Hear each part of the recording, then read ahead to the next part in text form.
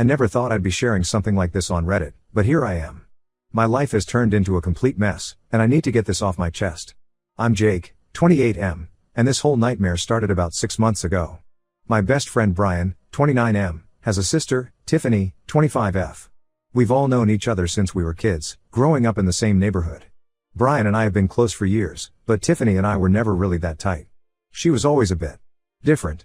I don't want to sound mean, but Tiffany had some issues growing up. Nothing major, just some anxiety and stuff. Brian never talked much about it, and I didn't pry. Anyway, about 6 months ago, Tiffany calls me out of the blue. We hadn't talked in ages, so I figured something was up. She tells me she's pregnant, and I'm thinking, okay, that's unexpected, but congrats? Then she drops the bomb. She says I'm the father. I swear, my brain just stopped working for a second. I was like, wait, what? Here's the thing, I've never even hugged Tiffany, let alone been intimate with her. Not once. So for her to come at me with this wild accusation, I couldn't process it. I told her straight up, Tiffany, I don't know what you're talking about, but there's no way I'm the father. We've never been together like that. But she just kept saying it over and over, like if she said it enough times, it would suddenly become true. It was bizarre. I tried to stay calm, thinking maybe this was part of her anxiety or something, but inside I was freaking out. I asked her when this supposed hookup happened, and she gave me a date from about 3 months ago. The problem? I was on a work trip in another state that entire week. I told her this, but she just accused me of lying to cover my tracks. I called Brian right after, hoping he could talk some sense into his sister. But when I told him what Tiffany said, he got all quiet. Then he said, dude, if you got my sister pregnant, you need to step up. I couldn't believe it. My best friend was actually buying this crazy story. I tried explaining to Brian that it was impossible, that I'd never been with Tiffany, but he wasn't listening. He kept saying stuff like, I always thought you two had a thing for each other, and why would Tiffany lie about this? It was like he'd forgotten everything he knew about me. The next few weeks were a nightmare. Tiffany refused to take a paternity test, saying it could harm the baby. I looked it up, and that's not even true for most prenatal tests, but she wouldn't budge. She kept guilt-tripping me, saying stuff like, you need to be there for your child and you're abandoning us before the baby's even born. I made it clear that if she wasn't going to take the test, I wasn't going to sign anything or admit to anything. I wasn't about to get legally tied to a kid that wasn't mine. I thought that would be the end of it, but boy, was I wrong. Tiffany started telling everyone that I'd gotten her pregnant. And I mean everyone, her parents, our old school friends, even people at the local stores. Suddenly, I was getting dirty looks everywhere I went. People I'd known for years were calling me a deadbeat and a liar. Brian's parents, who had always treated me like a second son, now refused to speak to me. They sent me this long, disappointed email about how they'd trusted me with their daughter and how I'd betrayed that trust. It was heartbreaking to read, knowing that none of it was true. My own parents were torn. They've known me my whole life, and they know I'm not the type to sleep around or abandon my responsibilities. But they also couldn't understand why Tiffany would make up such a huge lie. My mom kept asking me if I was absolutely sure nothing had happened, like she was hoping I'd just forgotten about sleeping with Tiffany or something. Work became uncomfortable too. Someone, I'm pretty sure it was Tiffany, called my boss and told him I was refusing to support my pregnant girlfriend. My boss pulled me aside and asked if everything was okay at home. I had to explain the whole mess to him, which was mortifying. I tried to keep living my life normally, but it was impossible. Every time I went out, I felt like people were whispering about me. I lost friends who chose to believe Tiffany over me. Even some of my closest buddies started to doubt me, saying things like, are you sure you don't remember anything? Maybe you were drunk? The worst part was, I couldn't even be angry at Tiffany. I mean, I was angry, but I also felt sorry for her. Something was clearly wrong for her to make up this huge lie. I suggested to Brian that maybe Tiffany needed help, but he just accused me of trying to make his sister look crazy to cover my tracks. I felt completely alone. The people I thought would always have my back were turning against me, all because of a lie. I couldn't understand how they could so easily believe I'd do something like this. After about a month of this, I couldn't take it anymore. I hired a lawyer. It was expensive, but I needed to protect myself. My lawyer advised me to cut all contact with Tiffany and her family, including Brian. That was hard. Brian had been my best friend since we were kids, and now I couldn't even talk to him. My lawyer also helped me draft a cease and desist letter to Tiffany, telling her to stop spreading lies about me.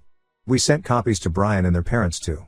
I hoped this would make them realize how serious I was about fighting this false accusation. But it just made things worse. Tiffany started crying to everyone about how I was threatening her with lawyers when she was just trying to get me to take responsibility. Brian left me an angry voicemail, calling me every name in the book for harassing his pregnant sister. I felt like I was losing my mind. How had my life turned into this? I was being accused of something I didn't do, and no one believed me. The stress was affecting every part of my life. I couldn't sleep, I was distracted at work, and I was pushing away the few friends who still believed me. I decided to fight back in my own way. I started gathering evidence, flight records from my work trip, hotel receipts, even security camera footage from my apartment building showing I was home alone the night Tiffany claimed we hooked up. I gave it all to my lawyer, hoping it would be enough to prove my innocence. But Tiffany had an answer for everything. She said I must have snuck back into town for a night. She said the security footage must be from a different night. She even suggested I had paid someone to pretend to be me on the work trip. It was like arguing with a brick wall. As the months went by, Tiffany's belly grew, and the pressure on me increased. People started talking about baby showers and nurseries, all while looking at me like I was some kind of monster for not stepping up. I felt trapped. I knew the truth, but it seemed like no one else wanted to believe it. I started to withdraw from everyone, even the people who were on my side. It was just easier to be alone than to constantly defend myself. Now, 6 months into this nightmare, I'm at a breaking point. Tiffany is due in about 3 months, and I'm terrified of what's going to happen when the baby is born. Will she try to put my name on the birth certificate? Will she come after me for child support? I don't know what to do anymore. I've lost my best friend, I'm barely speaking to my family, and my reputation in this town is ruined. All because of a lie that I can't seem to disprove. I guess I'm writing this because I need someone, anyone, to believe me. I'm not the father of Tiffany's baby. I've never been with her. I'm just a guy whose life has been turned upside down by a false accusation. If anyone has been through something like this or has any advice, please, I'm desperate for help. Update 1: It's been about 3 weeks since my last post, and things have somehow managed to get even crazier. I want to thank everyone who commented and sent messages of support. It meant a lot to know that some people out there believed me. So, remember how Tiffany refused to take a paternity test? Well, she finally agreed to one. I was relieved at first, thinking this would finally clear everything up. But then I found out why she agreed, and it just made everything more complicated. Turns out, Tiffany's older sister Kate, 32F, and her husband Mark, 34M, had been trying to have a baby for years. They'd gone through multiple rounds of IVF, all unsuccessful. Tiffany had apparently offered to be a surrogate for them about a year ago, but Kate and Mark turned her down, saying they wanted to keep trying on their own. Well, last week, Kate found out that Mark had secretly taken Tiffany up on her offer to be a surrogate. Without Kate's knowledge, Mark and Tiffany had gone to a fertility clinic and used Mark's sperm to impregnate Tiffany. Kate only found out because she overheard Mark and Tiffany arguing about it. Kate was furious, obviously. She kicked Mark out of the house and then came to confront Tiffany. That's when Tiffany broke down and admitted that she'd made up the whole story about me being the father. She said she panicked when Kate found out and didn't want her sister to hate her, so she picked me as a scapegoat. When I heard all this, I didn't know whether to laugh or cry. On one hand, I was relieved that the truth was finally out. On the other hand, I was angry that Tiffany had put me through hell for months just to cover up her own mess. Brian called me to apologize. He said he should have believed me from the start and that he felt terrible for doubting me. It was good to hear, but honestly, it didn't make up for months of him treating me like garbage. Our friendship is pretty much over at this point. Tiffany's parents also reached out to apologize. They invited me over to talk, and I went, against my lawyer's advice. They were in tears, saying how sorry they were for believing Tiffany over me. They asked if there was anything they could do to make it up to me. I just told them I needed time. As for Tiffany, she's a mess. Kate's furious with her, Mark's been kicked out, and now everyone knows she's been lying for months. She tried to apologize to me, but I couldn't even look at her. I just walked away. Maybe that makes me a jerk, but after everything she put me through, I couldn't stand to hear her excuses. The town's reaction has been mixed. Some people have apologized for believing Tiffany's lies. Others are still giving me dirty looks, like they think I somehow orchestrated this whole thing. A few people have suggested that maybe I really am the father and this surrogacy story is just a cover-up. You can't win with some people. My boss has been surprisingly understanding. He even offered me some paid time off to deal with everything, which I'm considering taking. I could use a break from this town and all the drama. My parents are torn between being relieved that I was telling the truth and being angry at how Tiffany's family treated me. They want me to forgive and forget, saying that holding on to anger will only hurt me in the long run. I get where they're coming from, but it's not that easy to just let go of everything that's happened. My lawyer is advising me to sue Tiffany for defamation. She says we have a strong case, given how much damage Tiffany's lies have done to my reputation and mental health. Part of me wants to do it, to make her face consequences for what she did. But another part of me just wants to put this whole mess behind me and move on with my life. I'm still processing everything. One minute I'm relieved that the truth is out, the next I'm angry all over again about what I've been through. I've lost friends, damaged family relationships, and my reputation in this town might never recover. All because of a lie that spiraled out of control. I don't know what I'm going to do next. Part of me wants to leave town and start fresh somewhere else. Another part wants to stay and rebuild my life here, to show everyone that I'm not the person Tiffany made me out to be. For now, I'm taking it one day at a time. I'm in therapy, started a few weeks ago when things were at their worst, which is helping me deal with all the anger and hurt. I'm trying to focus on the people who stood by me through all of this, and on figuring out what I want my life to look like going forward. I'll update again if anything major happens, but for now, I'm just trying to find my way back to some kind of normal. Thanks again to everyone who supported me through this. It means more than you know. Update 2. It's been about 2 months since my last update, and a lot has happened. I wish I could say things have gotten better, but in some ways, they've gotten even more complicated. First, the baby was born. It's a boy, and yes, DNA tests confirmed that Mark is the father. Kate was there for the birth, but she and Mark are still separated. Last I heard, they're in counseling, trying to work things out. I don't know all the details, and honestly, I'm trying to stay out of it. Tiffany reached out to me again after the baby was born. She wanted to apologize face to face. Against my better judgment, I agreed to meet her. She cried, told me how sorry she was, how she never meant for things to get so out of hand. She said she'd been dealing with some mental health issues and wasn't thinking clearly when she made up the lie about me. I listened to her, but I couldn't bring myself to forgive her. Maybe that makes me a bad person, I don't know. But the damage she caused isn't something that can be fixed with a simple "I'm sorry." I told her I appreciated her apology, but that I needed her to leave me alone. She agreed, but she looked heartbroken. Part of me felt bad, but a bigger part was just relieved to have her out of my life. Brian and I tried to reconnect. We met for a beer, talked things out. He apologized again for not believing me, said he should have known better. I could tell he wanted things to go back to how they were before, but too much has happened. Our friendship will never be the same. We're civil now, but that's about it. The town's reaction has been weird. Some people have gone out of their way to apologize and try to make amends. Others still look at me like I'm somehow involved in this mess. A few have suggested that maybe I should step up and help Tiffany with the baby, since her life is so complicated now. It's like they can't let go of the idea that I'm somehow responsible for this situation. I decided not to sue Tiffany for defamation. My lawyer wasn't happy about it, but I just want to move on. The idea of dragging this out in court, having to relive everything, it's just too much. I know some people will say I'm letting her off too easy, but I'm doing what's best for my mental health. Work has been a challenge.